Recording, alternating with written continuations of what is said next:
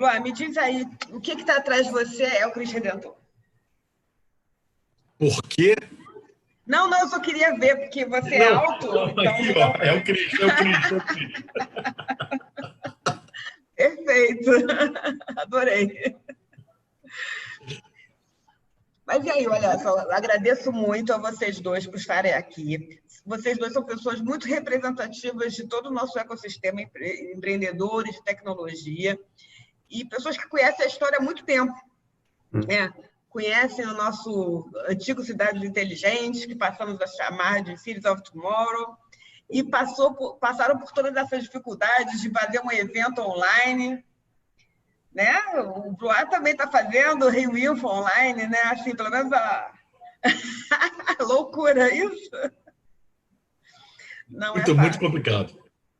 É muito complicado, mas, assim, sem dúvida alguma, a gente... Somos pessoas de sorte, porque a situação da pandemia é bem grave e muitos mortos, isso não é uma coisa que... A gente está dando uma chance para que a sociedade continue trabalhando e dando retorno, porque a gente precisa sair dessa. Esse é o ponto. Então, esse é o nosso trabalho, né? Esse é o nosso esforço. A Rio Info sempre foi um ponto de inovação, sempre vi palestras incríveis lá, coisas que realmente faziam diferença para a gente. E aí, por que eu reuni algumas pessoas que eu considerava lideranças da TI, né? E eu não, mas o comitê, a curadoria do evento, porque a gente viu nessa pandemia que mudou muita coisa. A gente teve que sair dos nossos escritórios, fomos para casa, fizemos home office, algumas pessoas não puderam trabalhar, porque as atividades delas estavam ligadas ao local de trabalho, a uma produção, mas a gente conseguiu, de certa forma, um abastecimento mantido, quer dizer, as coisas essenciais, as atividades essenciais continuaram, e a gente conseguiu ter uma série de serviços, e eu acredito que isso tudo foi por conta dos empreendedores, dos empresários que mobilizaram rapidamente o seu corpo de trabalho para continuar trabalhando de uma forma ou de outra, principalmente em home office, e da TI. Né? Então, nós estamos aqui, de certa forma, para falar que, fora a questão da saúde, que a gente também está muito envolvido, porque tem a telemedicina muito forte, mas a TI e os empresários foram grandes atores nesse movimento de manutenção da cidade, como a gente está vivendo nesse período, nesses meses de pandemia. E aí eu queria, de vocês, uma opinião, debater sobre o assunto cidades durante a pandemia, pós-pandemia, e qual é o nosso papel de empresários e pessoas de tecnologia nesse movimento. E eu posso começar com o Alberto Blois por questão de ordem alfabética. Perfeito. Ontem eu fiz a mesma coisa. Ótimo. Bom, Maria Luísa, olha, uma honra estar aqui, participando aqui desse super evento, encontro da CESP, realmente fantástico. Você está de parabéns, toda a CESP está de parabéns. Eu tenho acompanhado, tenho curtido bastante, né? Honra maior ainda estar dividindo aqui o painel com o Roberto, né? Um companheiro aí de longas datas. E eu queria, Maria Luísa, se você me permitisse, né, aproveitando o que você falou, e é uma coisa que eu já tenho insistido muito durante todo esse período aí de isolamento, que a gente só conseguiu fazer muita coisa aqui durante o isolamento, né? Fazer esse webinar, fazer eventos, reuniões, manter a empresa funcionando, manter os negócios funcionando, independente do setor, né? Até consulta médico, tudo isso graças à turma de TI.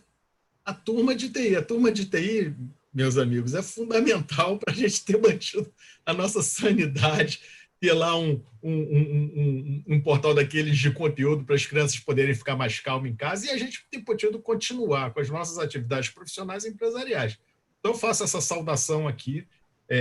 Eu acho que um local adequado para isso, aqui dentro da CESP, E peço que todo mundo também faça esse reconhecimento, né? Que se não fosse a turma de TI, essa pandemia aqui seria um bocado mais complicada. Mas seguindo em frente, eu não quero também, quero me manter aqui no foco que você indicou, Luísa, e eu quero colocar uma coisa. Eu acho que muitas coisas aconteceram nesse período todo e eu tenho assim uma visão que não existe o novo normal, né? O normal é uma constante mutação, o normal está mudando a todo instante.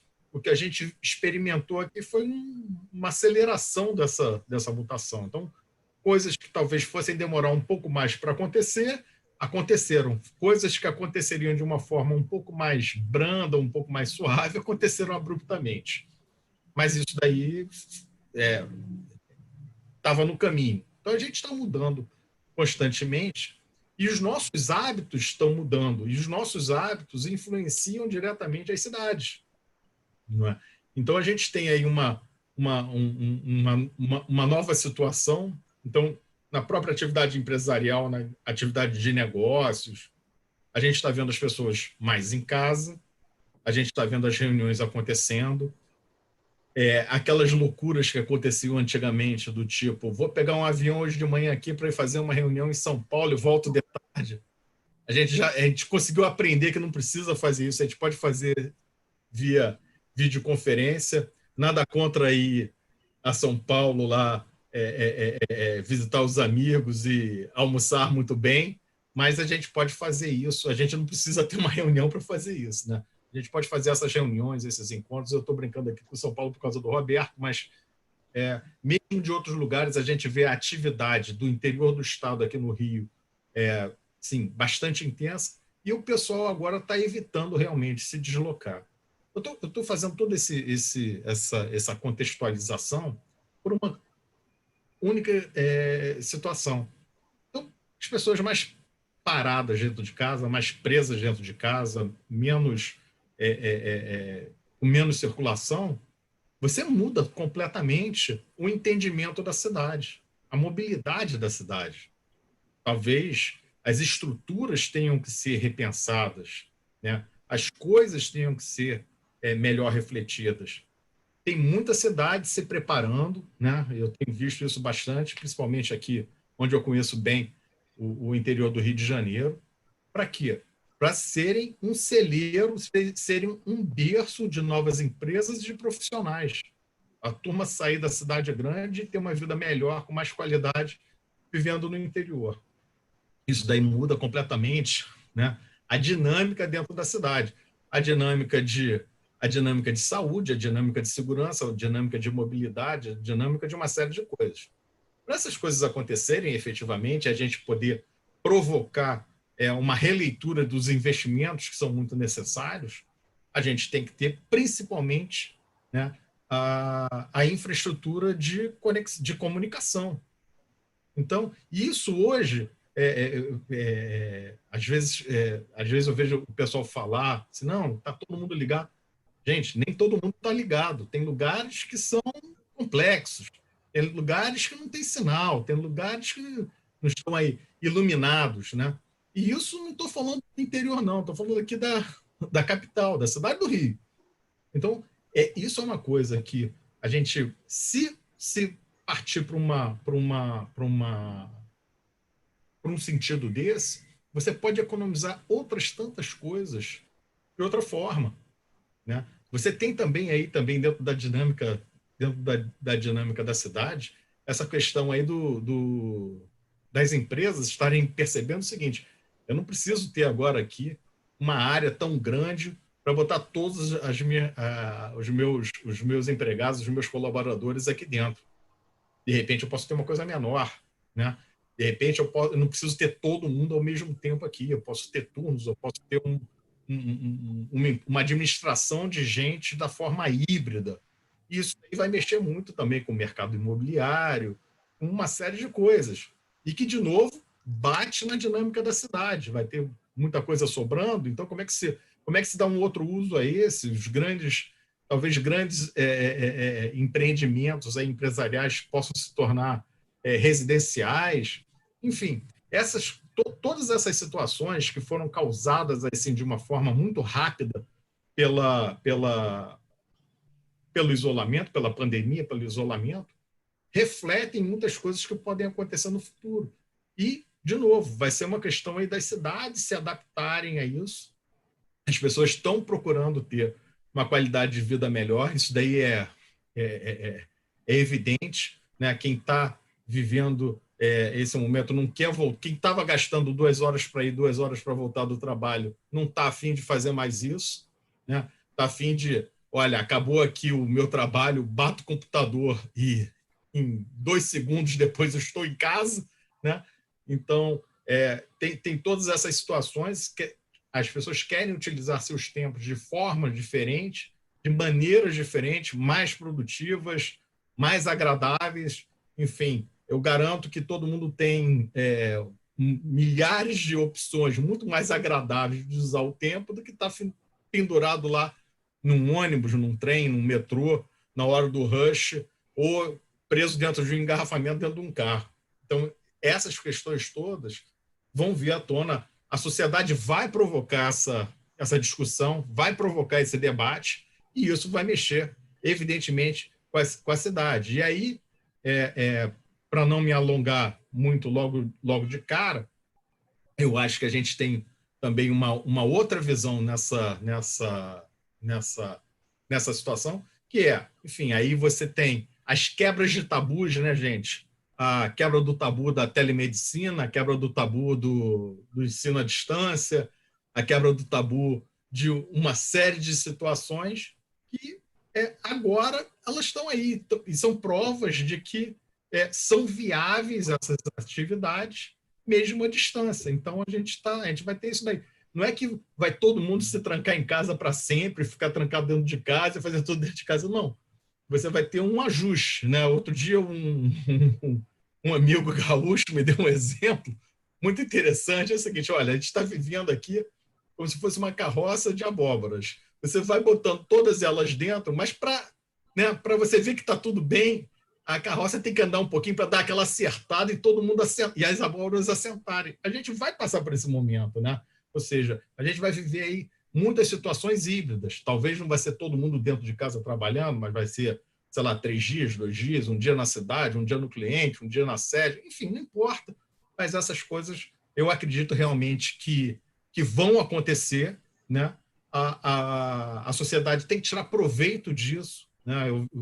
Eu sempre falo o seguinte: a tecnologia está aqui para ajudar, né? A tecnologia é uma ferramenta, nós provemos uma ferramenta que tem que ser usada para o bem, tem que ser usada para o bem das pessoas, da sociedade, das empresas de uma forma geral. Eu queria dar uma provocada nisso daqui por hora, de repente, me desculpa estar me metendo, Maria Luísa, mas escutar um pouquinho o Roberto, depois eu dou uns palpites aí também. Mas é isso, eu chamei vocês porque vocês têm essa opinião e se refletem, vocês falam com muita gente. Roberto, você é um cara que vai no detalhe, que pesquisa, que organiza censo, que estuda os dados e leis, e é um cara que é chamado pelos jornais e revistas para falar. E ter sua opinião, porque é muito valiosa também. Bom, em primeiro lugar, agradecer aí pelo convite para estar junto com vocês nesse momento, compartilhando um pouco aí dessa visão, dessa aceleração de transformação que o mundo está passando. Isso não é uma questão apenas brasileira, isso é mundial, né? E nesse momento aí na verdade, de uma emergência sanitária, né? Porque a razão pela qual nós estamos em casa é porque do lado de fora está perigoso. Esse momento que a gente está vivendo, né? E essa nossa capacidade de continuar trabalhando, né? Você disse muito bem, Maria Luísa, sem a TI talvez a gente tivesse em situação muito pior, né? Eu comentei isso muitas vezes, mas quero sempre lembrar, né? O Bloch colocou isso na fala dele, talvez de passagem, sem conceituar, né? Que é a combinação, na verdade, da TI com a comunicação, porque tudo que é à distância, sem comunicação eletrônica, né? telecomunicação, como é chamado por alguns, não funcionaria, né? Tá certo? Eu acredito que os impactos que isso vai causar na humanidade ainda estão muito incipientes, né? De fato, né, nesse trabalho aí, voluntariado na CESP, eu fui um privilegiado por ter a oportunidade aí, fazer um trabalho de representação internacional, conhecer dezenas de países e culturas e poder comparar, né? E eu vejo o seguinte, né, até para responder à pergunta inicial que você fez sobre o futuro, né, olhar um pouquinho para o passado. Quando a gente fala em termos de cidades, né, as cidades são uma invenção relativamente moderna, né, no sentido de que a humanidade começou a se concentrar nas grandes cidades de forma significativa apenas nos últimos 100, 150 anos, né? Antes disso, né? No final do século XIX, 90% da população morava em áreas rurais, né? Só 10% da humanidade morava em cidades.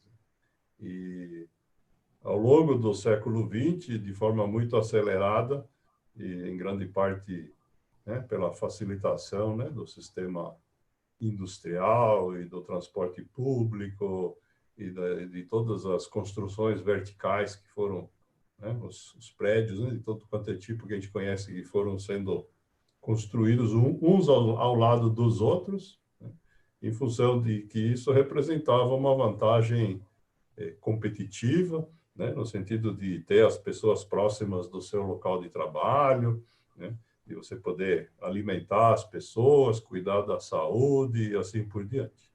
E na minha visão, né, a grande semente de mudança que está nascendo aqui, através de todas essas observações que o Blois já colocou, né, é que muitas dessas, digamos, características, ou talvez possamos hoje chamar de crenças, né, que levaram a esse processo de concentração da humanidade em grandes metrópoles, né, ou em grandes áreas metropolitanas, deixa de fazer sentido, né? A partir do momento que, né, a gente tiver uma capacidade, como o Blois disse, né, de iluminar pequenas e médias cidades, não importa se é no interior do Rio de Janeiro, no interior da Polônia, ou no interior dos Estados Unidos, ou seja lá onde for, nós podemos montar times, né? De fato, hoje nós temos acontecendo eventos, eu mesmo já participei de vários, né, com gente de vários países ao mesmo tempo, com uma frequência que nunca antes tinha acontecido, né? Certo? Não só por uma questão de custos de viagens, mas de fato está mudando o hábito, né? A única restrição que existe para isso é no caso dos processos de produção de bens que não são digitalizáveis, né? Então, a produção de comida, a produção de remédios, a distribuição de vacinas, de fato, a produção delas em grandes plantas industriais faz sentido, tá certo? Mas quando a gente olha para as últimas poucas décadas, né, em todos os países que se industrializaram ao longo do século XX, esse processo de fuga das indústrias das grandes cidades, ele já estava acontecendo num ritmo muito acelerado, né? Aqui no Brasil, principalmente São Paulo, talvez seja o melhor exemplo, né, que durante muito tempo concentrou a indústria, mas nos últimos 30, 40 anos, a indústria foi buscar cidades no interior de Goiás, no interior do Ceará, no interior da Paraíba, no sul do Brasil, então nem se fala, né? E esse processo, né, se a gente pegar para comparar outro país, né, no caso da Alemanha, né, que durante a Segunda Guerra Mundial foi tudo destruído, eles já optaram por fazer essa reconstrução de forma totalmente distribuída, né? Então, olhando para o caso alemão, né, eles não teriam uma cidade gigantesca, né, como pode ser na França ou na Inglaterra, né? E, no entanto, isso não atrapalhou em nada a capacidade industrial, né?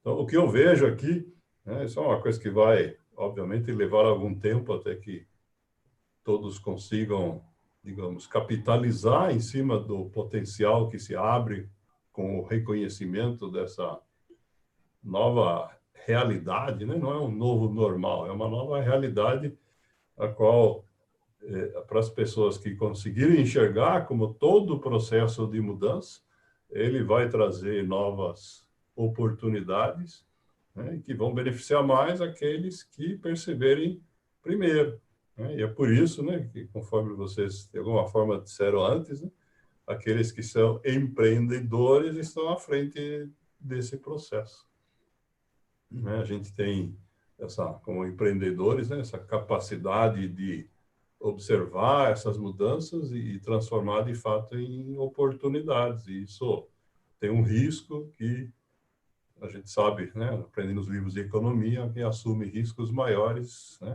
acaba recebendo prêmios maiores quando as coisas dão certo.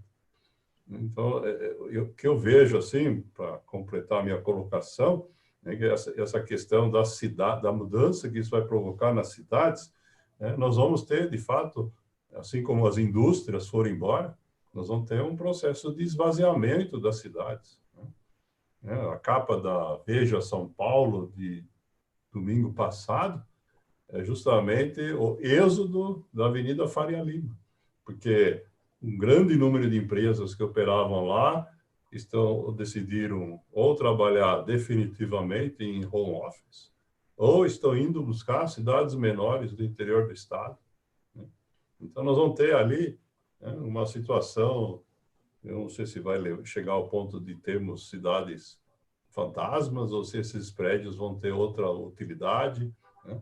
Mas vai haver um processo de reorganização que certamente vai levar muito mais anos do que o tempo aí das previsões mais pessimistas para essa pandemia que a gente está atravessando, e que quando a gente olhar para trás, né, provavelmente daqui a algumas décadas, né, a gente vai entender que esse momento aqui ele deve ter sido um processo, um momento de inflexão nessa curva aí de participação das grandes metrópoles no total, né, da humanidade, seja em termos de população, de produção, de prestação de serviços, né? E isso muda, né, só para devolver a palavra aí, muda radicalmente os requisitos, né, para todos os sistemas urbanos, né?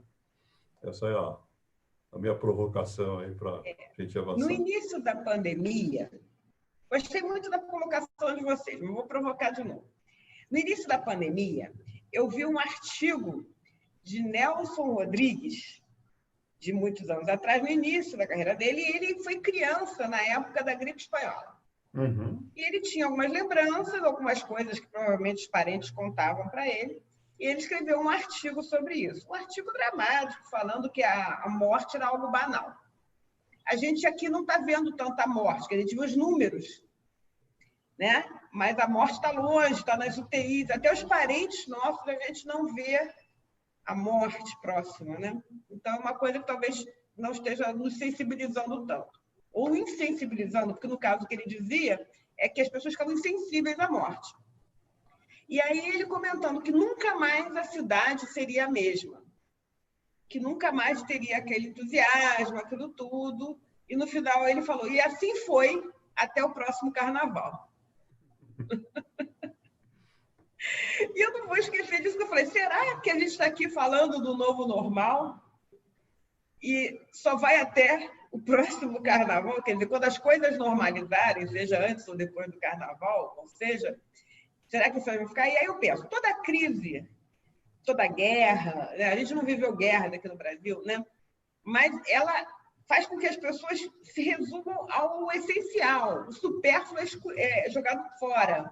Então, acaba o comércio de supérfluo, acaba a produção de supérfluo, acaba gastos desnecessários, no caso, tempo, deslocamento, espaço. Por que eu moro num lugar? Porque eu tenho que ir para o meu trabalho, posso ficar quieto, né? Mas, depois que a crise passa, as pessoas voltam àquela posição de conforto. Ela volta a gastar supérfluos à medida que o dinheiro vem, volta, e as coisas começam a revigorar, e isso funcionou sempre. Mas a gente sabe que quando as pessoas gostam muito daquela situação, elas não saem, porque o que é bom ninguém não larga a mão, né? Lógico que tem a questão econômica, né? Tem as pressões econômicas, o que é bom, mas se a coisa se fecha, vai ser tudo bom. E aí eu pergunto aqui para vocês, qual você acha que vai ser um bom investimento para os nossos profissionais e os nossos empresários de TI para o futuro, para a gente ganhar mercado, para a gente ganhar dinheiro e atender a sociedade? Luar? Tá tentando tirar o mudo aqui, estava complicado. É, olha, excelente. Essa é a pergunta de $1 milhão, né, Luísa? Está aqui a serviço da sociedade. Pois é.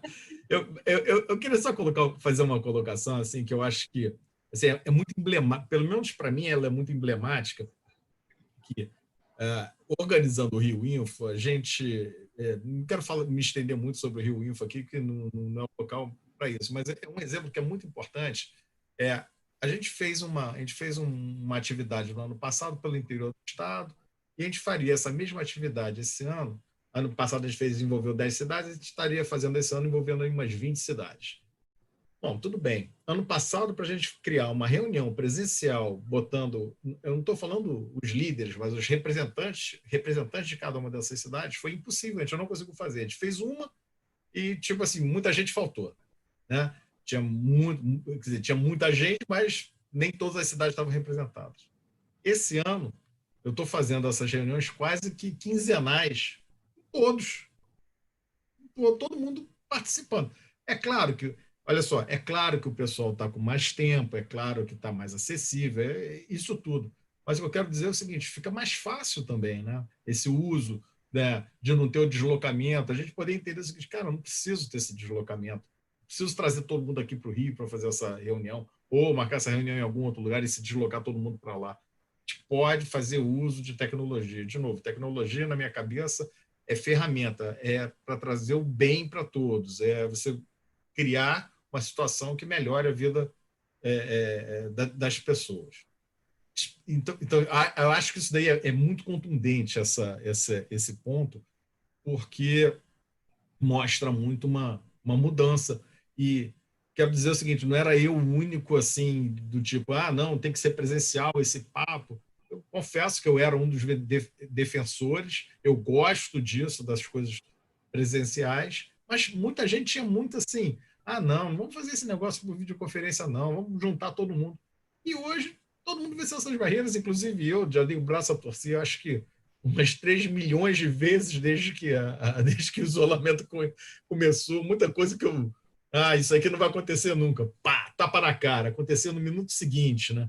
Então, você começa a ter todas essas situações. Luísa, eu acredito o seguinte, aí especificamente em relação à sua pergunta, eu acredito muito em negócios, primeiro que valorizem, né, o conteúdo local, eu acho que isso é uma coisa que a pandemia está gerando, né, uma valorização do conteúdo local, e entenda conteúdo aí ao comércio, os negócios, o convívio com as pessoas, essas coisas, você passou a valorizar mais, você está fazendo compra aqui no mercadinho da esquina do que se deslocar para um grande supermercado com um aglomerado de gente. Outro dia eu estava conversando com um amigo e estava falando, cara, quem é que... Ele estava me perguntando, como é que você está fazendo comprar? Não, eu peço tudo na internet e magicamente aparece aqui na porta de casa, né? Aí eu falei assim, cara, eu fico pensando como que eu tinha paciência de fazer compra com a minha mulher e passar 3.000 horas dentro do mercado. Cara, isso é um saco isso.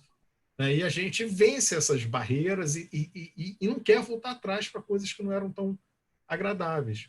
Então, eu acho que essa valorização das coisas mais locais, mais pessoais, mais perto da gente, com uso intenso de tecnologia, eu acho que isso daí vai ser fundamental. Eu acho que essa é a chave. Eu não sei dizer qual é o negócio, mas eu tenho certeza que o grande negócio, né, o grande empreendimento, né, que tenho certeza que tem um monte de empreendedor aí já pensando em como que vai bolar e botar em prática a sua ideia maravilhosa, já agora e depois, passa muito por uso intenso de tecnologia, uso intenso de conhecimento e valorização, né, das pessoas, a famosa humanização. Acho que a gente também passa por um momento desse, da humanização, da gente entender melhor, né, o que acontece, ter tempo para entender melhor o que acontece à nossa volta. Eu concordo também um pouco com você, Luísa, quando você fala assim, você fala das mortes, você fala de números das mortes, aquilo ali é muito frio, né? 5 mil, 10 mil, 15 mil, 20 mil, isso é um número. Agora, quando esse número é o teu número ou de alguém querido seu, aí bate fundo, né? Aí não importa se são 3 milhões ou 1, né? Aquilo ali pega pesado em você. Então, é essa questão, né? E aí, por isso que eu digo da humanização, da gente entender, da gente perceber também que não tem como a sociedade estar tá organizada e tá feliz e tá próspera se tem gente que não está tem gente que está em situação de risco, né? Então essas coisas têm que melhorar. A gente está vendo isso agora, né? Quem conseguiu mudar o seu negócio, manter seu emprego, fazer sua atividade empresarial ou profissional, é quem tem uma condição mínima aqui de conexão. Às vezes, a pessoa que não tem, não importa por que razão, ficou para trás. Eu não quero falar isso assim, de uma maneira assim ruim, não. Mas é a realidade. Então, muita gente vai ter que se reinventar. Muita empresa vai ter que se reinventar. Muita coisa vai ter que se reinventar. E como eu falei, o tal do novo normal, não existe novo normal, existe a mutação do normal. E essa mutação acontece diariamente, a cada segundo ela está acontecendo. O que a gente experimentou é um período aqui onde essa mutação foi realmente muito rápida, muito acelerada. E aí é fácil da gente perceber, né? A gente tem um impacto gigante, é fácil da gente perceber essas coisas acontecendo. Mas, respondendo agora objetivamente a sua pergunta, a pergunta de $1 milhão, pessoal, tecnologia e conhecimento são a chave para empreender e faturar. E quem souber de alguma coisa, me dá um toque que eu estou dentro também, hein? O primeiro palestra do evento, da terça-feira, às 9h, foi do Renato de Castro, e ele fez uma palestra que o nome era O Novo Paradigma do Superlocal e do Hipertecnológico, a economia quilômetro 4.0, onde ele diz que é a economia próxima, quilômetro 4.0, né? E aquela coisa super conectada, mas de coisas locais, quer dizer, de um comércio local, de uma coisa assim. Então, talvez seja isso aí que você está falando. Roberto, qual é a tua dica? Bom, eu faço uma análise um pouco diferente disso, né? Eu acho que essa situação do local, ela é provisória, né? Porque nós estamos, de fato, com os sistemas de transporte internacional fortemente afetados nesse momento, né? Que é como se fosse um momento de guerra, né? De fato, né? A gente tem ali a nível mundial hoje já mais de quase 11 milhões de feridos, né? E 500 mil de mortos, né? E sempre foi fato que em todas as guerras, e eu tenho histórias da minha família, inclusive, de pessoas que lutaram em várias guerras, né? Mas é sempre assim, né? Quando você olha para os números, né, globais, são estatísticas, né? Quando isso acontece dentro da tua família, é uma tragédia. E nesse caso aqui, não é diferente, tá certo? Do ponto de vista material, a diferença que nós temos desta guerra com as outras, né, é que nós não estamos tendo a destruição da infraestrutura, né? Então, o sistema de telecomunicações está intacto, o sistema aéreo, embora sendo subutilizado, está intacto, né? A gente pode voltar a operar assim que decidir que deseja.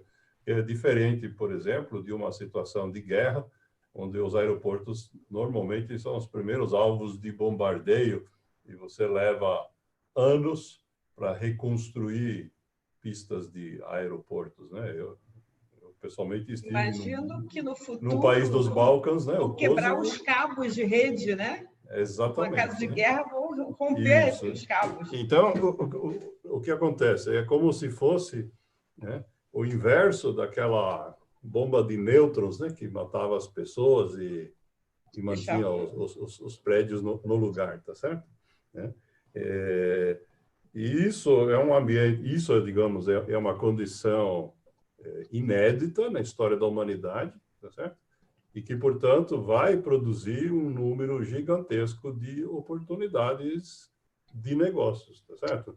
Dentro do que vocês já colocaram, né, tem algumas que são muito óbvias e que está todo mundo falando do grande aumento, né, do comércio eletrônico, seja a nível local, seja os grandes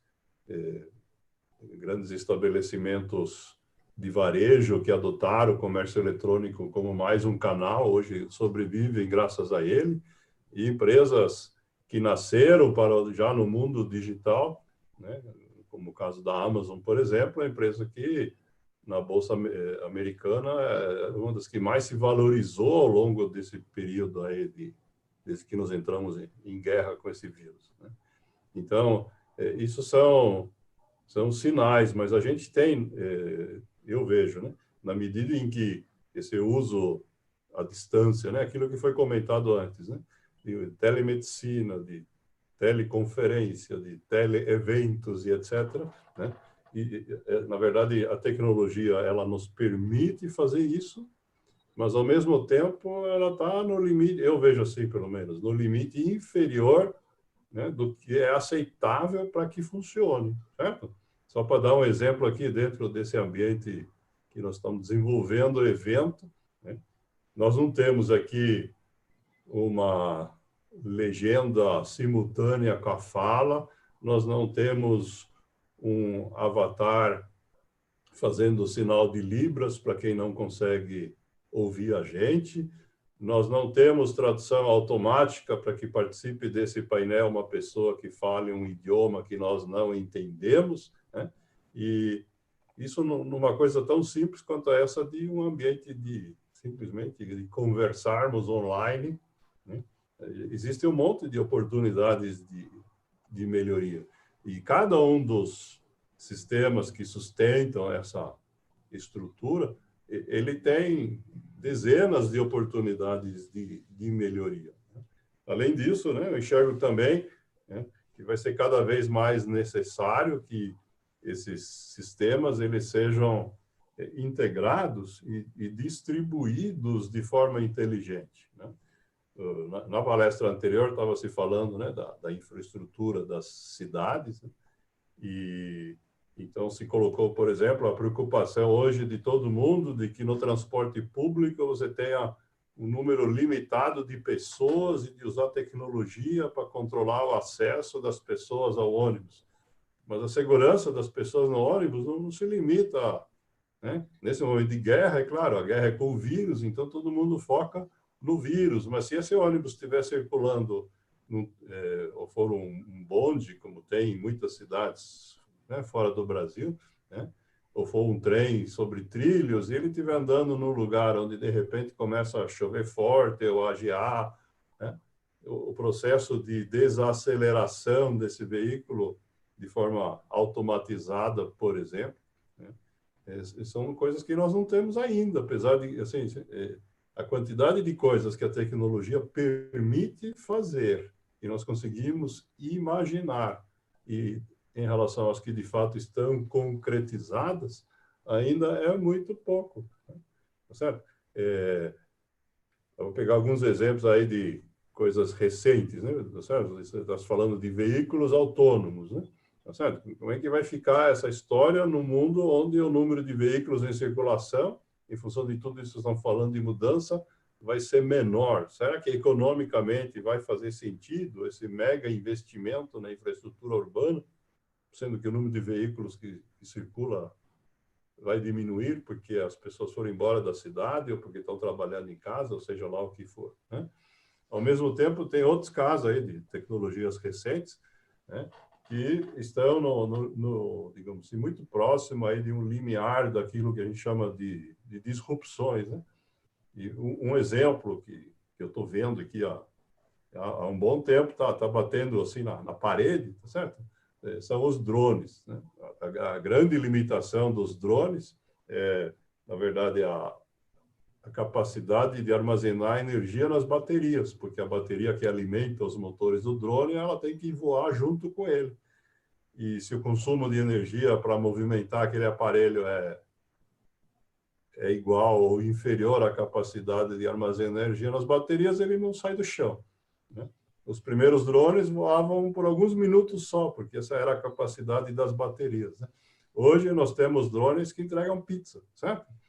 Mas, então, assim, quanto falta por dia que esses drones sejam capazes de transportar pessoas, né? E pessoas do tamanho do Blois e de mim, né? Que são pessoas que eu brinco, né? De 3 dígitos.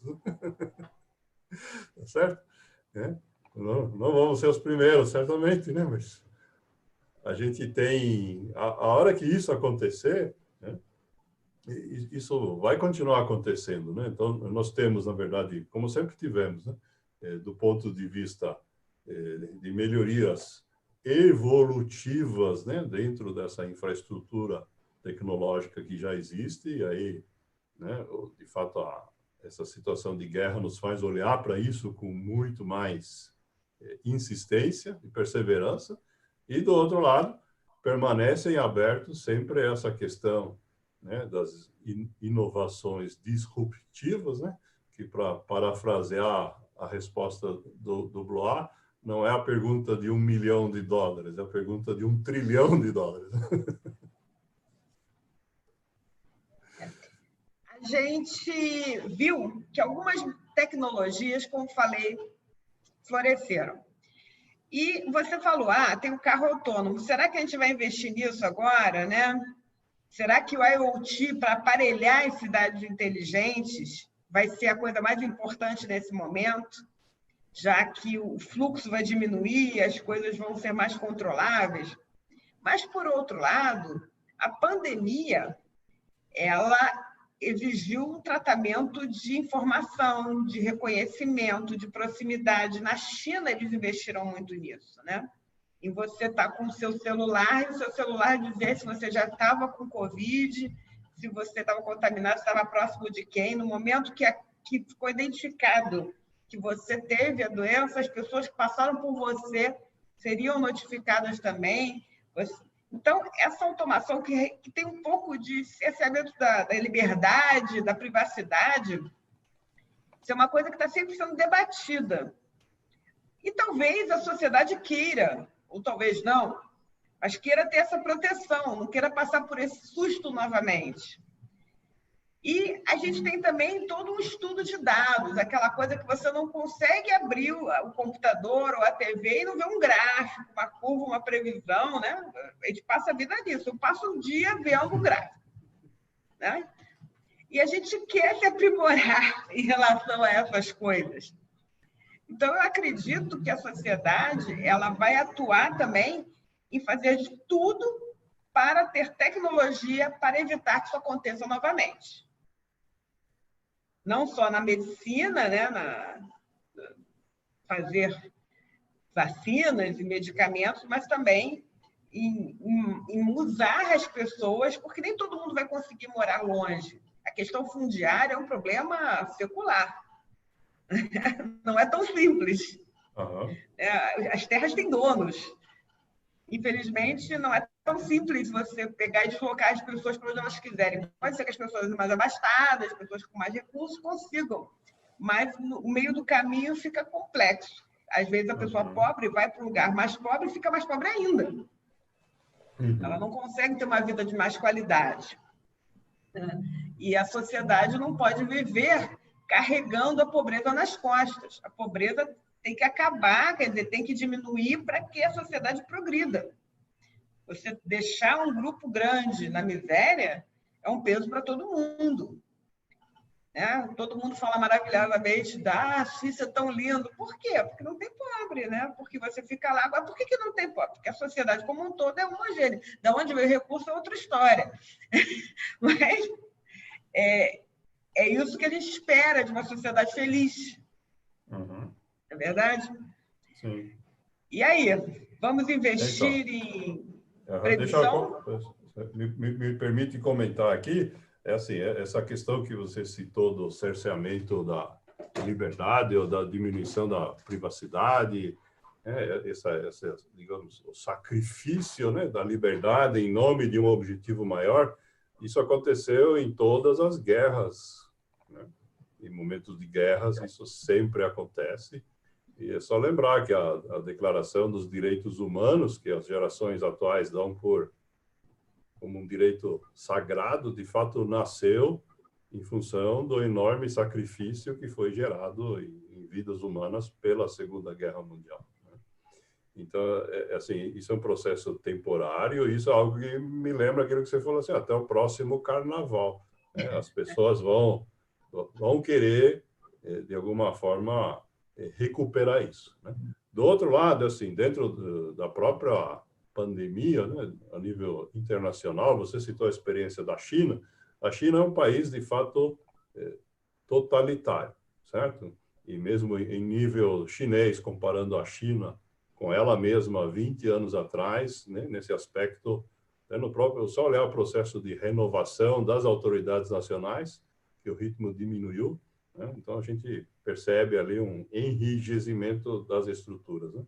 Mas não é o mundo inteiro que tem agido assim, não. Então, por exemplo, tem casos, por exemplo, eu tive contato com o pessoal na Áustria, né? Na Áustria, esse monitoramento de proximidade entre as pessoas para evitar o contágio, ele foi feito também usando tecnologia, né? Aplicativo de celular, só que quem desenvolveu o aplicativo não foi o governo, foi a Cruz Vermelha da Áustria, e a adoção da tecnologia foi completamente voluntária, aderiu quem quis. E ainda assim, quase 60% da população das maiores cidades da Áustria aderiu ao uso do aplicativo. E foi isso que permitiu que a Áustria, olhando para a duração da curva, né, da Covid, né, dentro da população, um dos países que mais rápido deu conta de voltar a ter pouquíssimos casos, né? Então, assim, a tecnologia em si, ela não exige esse cerceamento da liberdade, né? Como toda ferramenta que o ser humano inventou, eu brinco, né? Desde a pedra, desde a idade da pedra, a gente sempre teve duas opções, né? A mesma pedra que você usa para construir uma ponte, uma casa, um caminho, também serve para apedrejar seus inimigos, né? Tá certo? E isso continua sendo verdade até hoje. Aí você falou uma coisa, não foi o governo lá, Áustria, que promoveu esse aplicativo, foi a Cruz Vermelha. Por que um aplicativo desse não foi para outros países? Bom, de fato, o que acontece é que a própria, eu não sei os detalhes, mas a Cruz Vermelha é uma organização internacional, só que em cada país ela tem autonomia para operar, né? Não existe uma Federação Mundial das Cruzes Vermelhas, Sim. certo? Que opera de maneira consistente ao redor do mundo, né? Então, assim, podem ser questões culturais, né? Pode ser... A gente tem, assim, os países vizinhos lá, alguns eu sei que adotaram, o caso da Eslovênia, por exemplo, né? Tem fronteira com a Áustria, né? O pessoal utilizou, mas... assim, tem exemplos semelhantes, né? Em Hong Kong, os próprios estudantes universitários desenvolveram um aplicativo semelhante. Tem a questão da língua, né? Nós estamos falando aqui Sim, essa é uma boa repetidamente, questão. tá certo? Eu brinco, né? Há muitos anos, né? Que a globalização só não muda duas coisas, né? A primeira é que nem todos os seres humanos dormem ao mesmo tempo, né? E a segunda é que nem todos falamos a mesma língua. É verdade. Mas a gente podia ter aquela legendinha que você sugeriu. Fala, Blá. Luísa, deixa eu aproveitar e fazer um comentário também. Eu enxergo o seguinte: a gente tem, aproveitando esse comentário do Roberto, eu acho que não tem ninguém, pelo menos eu não estou disposto a trocar minha liberdade mesmo que seja num período desse. Você tem que fazer as pessoas aderirem, elas entenderem. Se me tirar a liberdade, eu não vou gostar. Se pedir para aderir, eu vou aderir. São situações diferentes, né? Como ele falou, o que aconteceu na China, o que aconteceu na Áustria. A adesão é diferente. Você vai aderir por um determinado momento. Os meus dados vão estar sendo utilizados de maneira anônima, né? Você vai estar podendo informar e precaver, fazer as precauções da situação para a população. Acho que essas coisas são importantes. Esse negócio de cercear a liberdade, eu me arrepio. Não é uma conversa muito simples, né? Outra coisa que eu acho que vale a gente falar, eu acredito sim num movimento realmente. Não vai acontecer, não é na hora que abrir, vai correr todo mundo pro interior, para esse tipo de coisa, mas vai acontecer sim algumas coisas nesse sentido. As pessoas que, de repente, moram em áreas menos sofisticadas no centro da cidade vão poder ir para áreas que são melhores no interior, porque simplesmente são mais baratas. Se o trabalho delas permitir que elas tenham essa atitude, né? Claro que não é todo mundo, é evidente que não é todo mundo. Mas se vocês observarem a coisa de umas semanas aí atrás, Portugal já iniciou um esquema desse. Tudo bem, Portugal é pequenininho, a Portugal é mais ou menos o tamanho do estado do Rio. Um movimento desse de incentivar as pessoas a deixarem os centros e se espalharem mais no país e terem uma qualidade de vida melhor. Uma outra questão que eu acho que é importante nisso tudo da gente estar falando, né? A gente tem iniciativas aqui no Brasil super legais de informação e de aplicativos e coisas. Enfim, existem vários. Vou citar um aqui que eu tive contato há poucos dias, conversando com os idealizadores, que é o Dados do Bem. Eles escolhem dados em um monte de lugar e fazem uma série de análises e disponibilizam isso. E esses dados são todos coletados anonimamente, né? E se gera essas análises e disponibiliza isso. Então, acho que você tem também coisas bacanas acontecendo por aqui, iniciativas.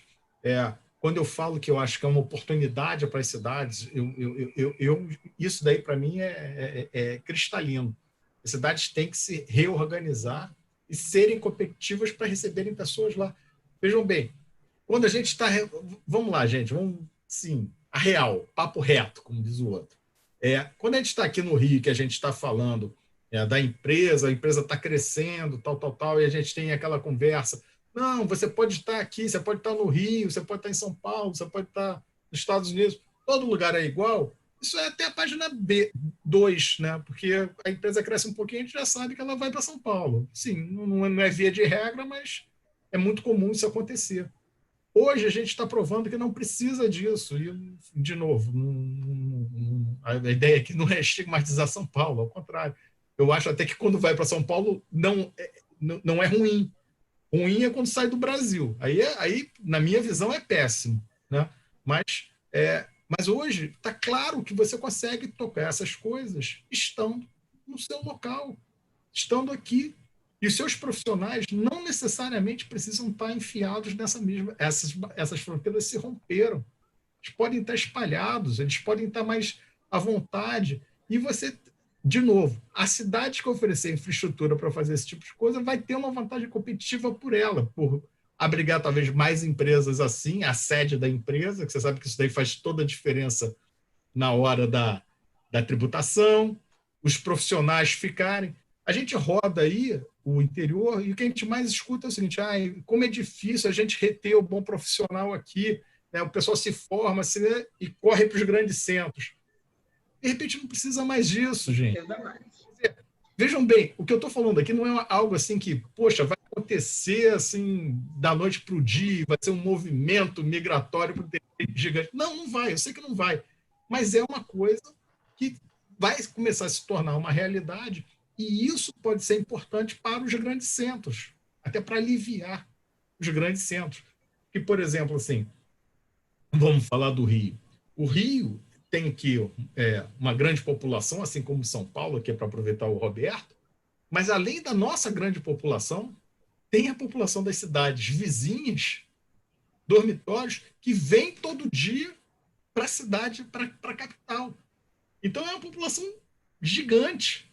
Então, demanda uma estrutura gigante. E se você consegue fazer com que diminua essa população flutuante, né, você consegue ter uma cidade melhor, uma cidade mais organizada, com serviços melhores para quem está nessa cidade. E você também provocar serviços melhores nessas cidades vizinhas. Então, essa é toda uma questão aí de se criar assim, realmente um planejamento, um plano diretor, queiram dar o nome que quiserem para essas coisas, mas tipo assim, de visão, né, de Estado, visão de Estado que a gente precisa ter.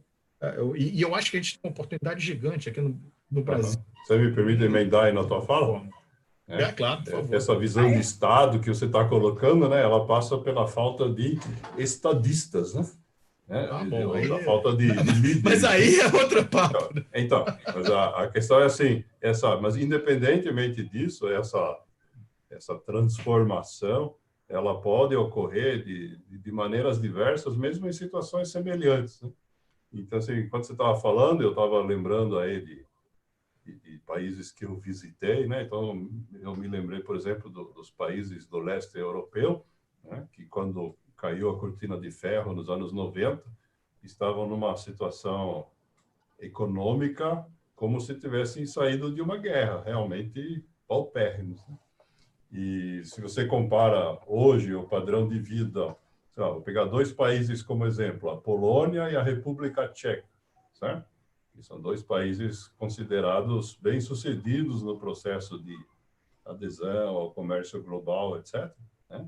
E o que acontece? A República Tcheca se parece com a França ou com o Brasil, né? A Praga, a área metropolitana, ali tem essa característica que você estava falando, né? De cidades dormitório em volta, né? A distâncias que exigem horas de deslocamento no sistema de mobilidade urbana, né?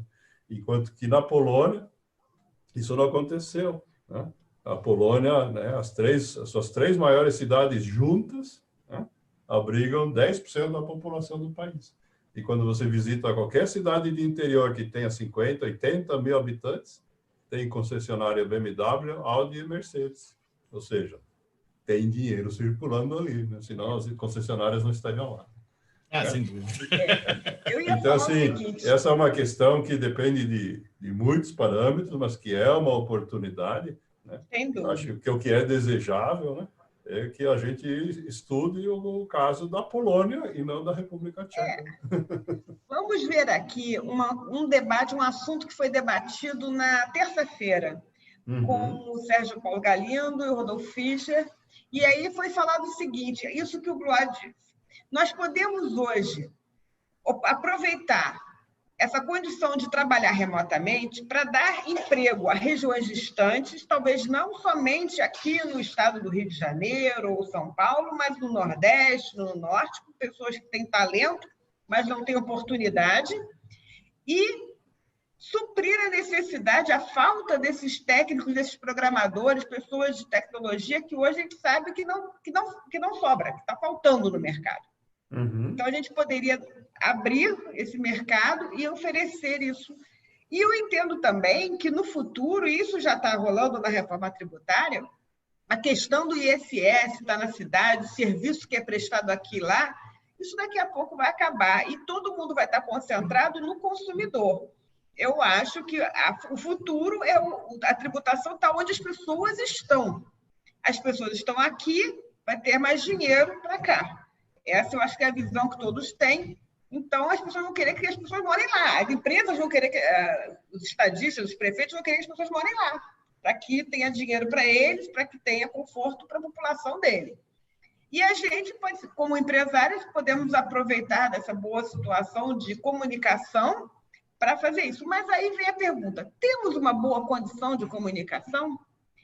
Aqui no centro da cidade do Rio de Janeiro, nós temos uma grande empresa perto daqui, que é um call center, né? Uma empresa de telemarketing, que fica muito próximo à Central do Brasil. Eu imagino que eles estão próximos da Central do Brasil, exatamente porque a maioria dos seus funcionários vem de outras partes da cidade, até da periferia de outros municípios. Então, eles vêm, saltam na estação e vão a pé.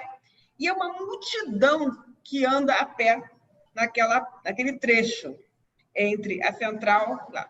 E aí eu fico pensando, o que essa empresa ganha em se estabelecer aqui no centro da cidade, que é um local que até recentemente era bem caro, até um dos mais caros do Brasil, mais caro que São Paulo, né? Aqui no Rio de Janeiro, o centro do Rio de Janeiro é muito caro, tem um IPTU caro, obrigada a pagar um transporte para o funcionário sujeito a atrasar, porque o trem atrasou, porque acontece um monte de coisa, se ele podia estar em um lugar mais distante e trazer essas pessoas em um lugar mais barato. Talvez porque falta comunicação, falta uma boa infraestrutura para ele poder fazer esse atendimento. Será que aí, nesse ponto que você falou, a gente ainda não está no limite bom mínimo aqui, a gente não consegue passar disso? De fato, isso acontece, né? Você tem lugares, né, onde, mesmo países pequenos, eu conheci exemplo na Guatemala, né? Se for de call centers, eu lembrei lá, né? Eles vêm fazendo isso já há quase 20 anos para atender o mercado americano, e a infraestrutura de telecomunicações, né, para fazer o comparativo aí com o passado, ela de fato é equivalente à política de construir rodovias que nós tivemos há 50 ou 60 anos atrás como uma política nacional de desenvolvimento. Agora, em paralelo, para que essa telecontratação funcione, né, nós precisamos também de mudanças culturais, que em algumas empresas já está acontecendo. Né? Eu já conheço amigos meus e amigos que mudaram de emprego durante a pandemia, que foram telerecrutados, teleentrevistados, teletrabalham e nunca estiveram frente a frente com as pessoas com as quais estão trabalhando. Mas não são todas as empresas que estão, neste momento, com as cabeças já acostumadas a trabalhar dessa forma. Luísa, olha, enfim, o que a gente está fazendo aqui é provocar reflexões nas pessoas, né? Então, eu acho que a gente está vivendo um momento aqui que serve muito para isso, para pensar, para repensar, né? Eu queria fazer duas observações que eu acho que são interessantes. Quando eu comecei a falar, eu falei muito do seguinte: se repensar como que a gente usa esses poucos recursos que a cidade, o Estado, o país tem, como que a gente usa da melhor forma possível na infraestrutura, né? Será que abrir... E olha só, não estou sendo contra nada, não. Estou só provocando. É abrir estrada, é fazer ferrovia, é botar comunicação, não sei, né? Então, é uma questão de você talvez reequilibrar uma equação que mudou, que o fato é que mudou. Em 1º de março era uma coisa, hoje é outra. Então, você tem que repensar essa equação. E uma coisa, aproveitando aí o que o Roberto falou também, outro dia eu participei de um papo, né? Estava batendo um papo com um amigo e a gente estava conversando, tal. E ele me perguntou assim: será que eu posso incluir o meu chefe no nosso papo? Porque eu acho que é uma coisa interessante, a gente estava falando de análise, de coisas até que você gosta, Luísa, inteligência artificial, ciência de dados, essas coisas. E eu, enfim, curioso e palpiteiro, eu falei assim: claro, peraí. A gente começou a falar, aí eu descobri o seguinte, que esse meu amigo foi contratado durante exatamente esse quadro que o Roberto falou, foi contratado durante a pandemia e que ainda não tinha se encontrado fisicamente com o chefe dele, só em lives. Então, essas coisas realmente acontecem. A gente sabe também que isso é um caso, sabe, assim, não é a regra, né? Mas são coisas que estão acontecendo, né? E toda regra, toda regra, ela começa assim, né? Ela começa, aí até que chega num ponto que exponencia e se torna a regra vigente. Mas essas coisas realmente não acontecem. E eu acho o seguinte, eu acho que quando a gente fala de infraestrutura de comunicação, de telecomunicação, essas coisas todas, o primeiro passo é a gente olhar até dentro da própria cidade. A gente sabe que no Rio de Janeiro, volto a dizer, eu tive uma empresa, né, que ficava com sede na zona sul do Rio e simplesmente não tinha sinal. Não tinha sinal, não chegava. Apesar do cabo instalado, as coisas não tinha sinal. Tá? Então, claro que tem alguns anos isso, mas essas coisas acontecem. Então, a gente vai para determinados lugares que simplesmente é cego, não tem sinal. Então, a gente tem que ver isso tudo realmente, reavaliar, ver o que é prioridade, né, dentro desses investimentos e provocar. E uma coisa que eu acho assim, pode ser que eu esteja sendo talvez assim muito ingênuo, mas eu acho que tudo começa, né? As coisas que a gente vive são reflexos da sociedade. Tudo que a gente está vivendo aí, gente, tudo que a gente vive no Brasil, né? Porque esses caras, a gente gosta ou não, os nossos governantes, eles estão lá porque votaram neles.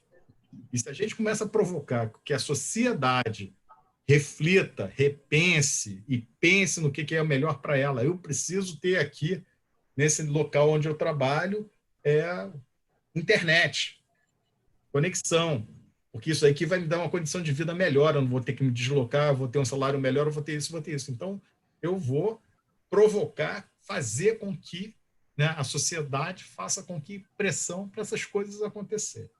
Enfim, eu penso muito nisso. É claro que, de novo, não são movimentos que acontecem no estalar de dedos, não é uma coisa que, sabe? Mas tem que começar. E eu acho que já, particularmente, eu acho que já começou. Gente, estamos no final do nosso evento aqui, do nosso painel. E aí eu gostaria que vocês usassem um tempo para fazer as suas considerações finais. Eu vou passar para o Roberto, que você acabou de falar, mas depois você fala. Tudo bem, Roberto? Tudo bem. Pode comentar sobre esse assunto e fazer suas considerações finais. Ok.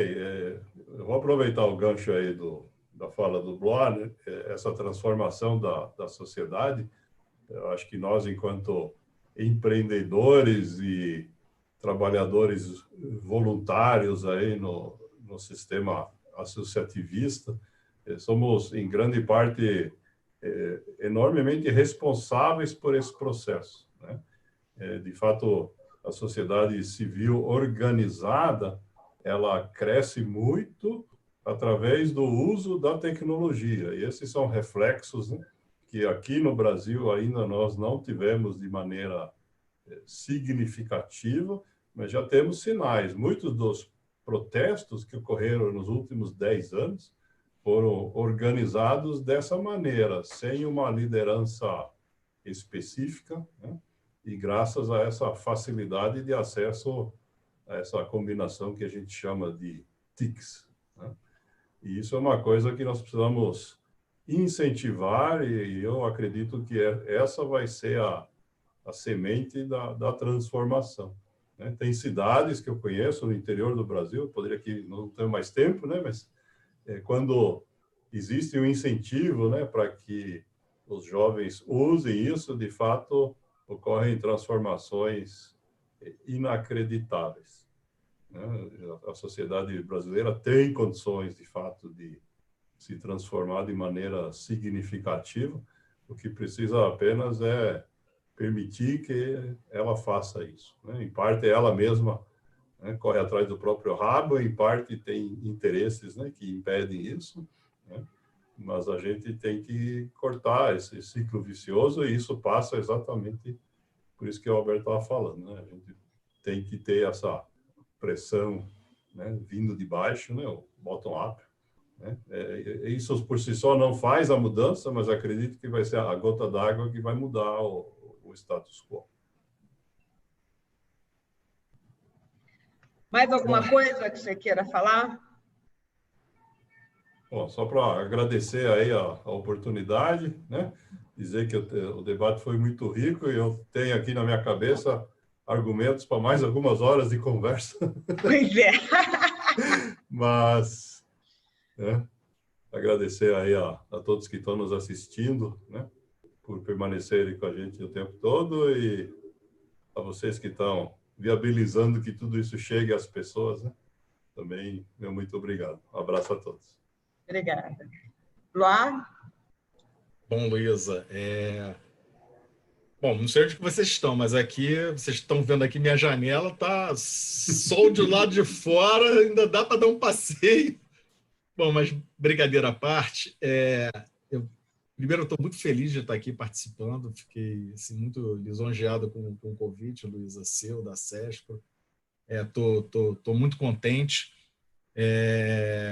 Eu acho que isso daqui é um debate, é um papo, né? Não dá nem para falar que é debate, é um papo que a gente poderia passar horas aqui. Também estou aqui, fiz uma série de anotações aqui que dão, mas acho que umas 3 ou 4 edições, tá? Mas, de qualquer forma, eu agradeço demais, fiquei muito feliz. Eu agradeço a quem está assistindo a gente, por estar nos acompanhando, por estar nos vendo, prestigiando aí essa iniciativa da CESPRO tão importante. E, enfim, é isso aí. Agradeço muito mesmo, estou muito contente de ter participado. Gostaria de agradecer muito a você, Roberto, a você, Blois. É maravilhoso contar com pessoas tão inteligentes para a gente debater, para a gente conversar, gente que está torcendo pela tecnologia, pela economia do Brasil, do Rio de Janeiro, mesmo vocês todos de São Paulo, somos todos muito parceiros e unidos. E eu quero agradecer também, então, agora a gente está terminando a nossa 7ª edição do Cities of Tomorrow. É triste, porque agora não vai ter mais aquela expectativa do dia seguinte, amanhã, de ver como é que vai ser aquela palestra. Foram 7 palestras internacionais. Deixa eu ver aqui, porque eles me mandaram uma cola. As 7 palestras nacionais eram por mim, mas a cola não tem aqui, não. Foram 6 palestras ao todo, mais 7 palestrantes internacionais. 8 painéis, uma rodada de oportunidade. 17 horas de eventos. Foi riquíssimo. Foram oportunidades que a gente só teve por causa da pandemia, de trazer tanta gente de fora para assistir. Foi oportunidade de gente de fora assistindo. Foi oportunidade de trocar ideias, de debater. Falamos da economia 4.0, falamos de defesa, falamos de emprego, falamos de mobilidade com ideias e problemas reais, falamos de tecnologia, de protipação, de mudança de cidades, falamos de condições de passo a passo para se trabalhar uma crise como a da Covid. Falou-se de inúmeros assuntos muito pertinentes ao momento atual e que a gente vai certamente pegar esse conteúdo e vamos indexar, seja eletronicamente ou nas nossas mentes, para fazer uso deles para um futuro melhor, quando a gente estiver elaborando as nossas decisões e o nosso futuro. Esperamos que essa crise mude o futuro do nosso país. Toda mudança, toda crise é uma oportunidade. E nós que estamos à frente, voluntários, é porque somos otimistas, né? Acreditamos que as coisas vão para frente, as coisas têm uma oportunidade. Então, eu acredito, e por isso que eu falei nas chances de crescer, porque eu acho que o Brasil talvez não tenha tantos recursos materiais, mas tem muitos inteligentes, tem muitas mentes brilhantes e muita gente que pode fazer diferença para o mundo. Então, eu espero que o Brasil consiga sair dessa crise com todos os seus aspectos envolvidos, com uma liderança econômica, uma liderança de solidariedade, uma liderança também até médica, porque nós estamos aprendendo muita coisa, estamos também fazendo descobertas, e a gente entre mais na sociedade mundial com mais força, com mais participação. Então, eu quero desejar um grande abraço para todos que participaram. E eu quero que o Bruno Ribeiro coloque essa imagem maravilhosa que você botou agora para mim, mas eu estou no celular e não tem como compartilhar. Tá, ok, só um minutinho. Tá. É uma homenagem a todos os palestrantes que estiveram aqui no nosso evento, nesses 3 dias de evento. E eu gostaria também de agradecer a Silvana Bellini, que liderou esse evento aqui, a Cláudio Wilson, ao Robert Jansen, a Raul Kocher, e a Sabrina, que trabalhou, ao Ilan, que fez nosso painel inicial, todas as pessoas que eu não comentei, mas toda a diretoria da CESP, todos os nossos associados. Olha que linda imagem aqui das palestras e sessões. Já que a gente não ouve as palmas da plateia, né? Vamos aplaudir por aqui.